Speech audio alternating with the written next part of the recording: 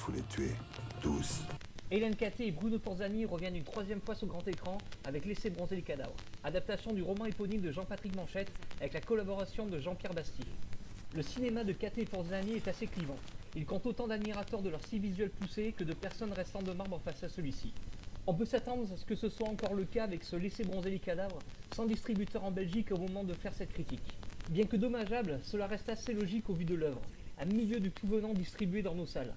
Ici, nous sommes dans un cinéma sensation, la salle devient un temple où les réalisateurs nous font vivre leur vision, qui nous laisseront bouche bée une fois la lumière rallumée.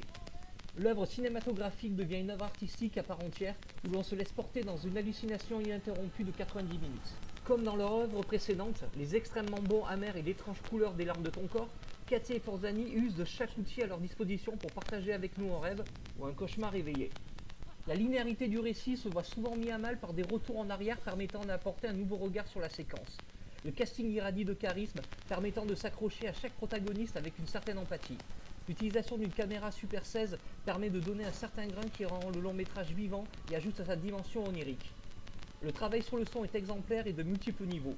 Quant à la mise en scène, elle conserve cet aspect expérimental du travail des réalisateurs, assez particulière dans le milieu du cinéma francophone. Alliez ceci à la photographie de Manu Dacos, et il devient impossible de ne pas parler de véritables tableaux vivants pour chaque plan, chaque image entend la rétine avec une force indescriptible. Caté et Forzani prouvent donc une nouvelle fois leur talent explosif dans un film halluciné et vivant qui mérite d'être vécu sur le plus grand écran possible afin de se laisser avaler par leur vision.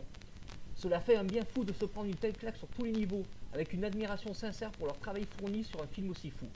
Si vous avez donc encore l'occasion de le voir en salle, foncez directement car une œuvre aussi extraordinaire mériterait de connaître un succès populaire par rapport à la soupe que l'on nous vend d'habitude.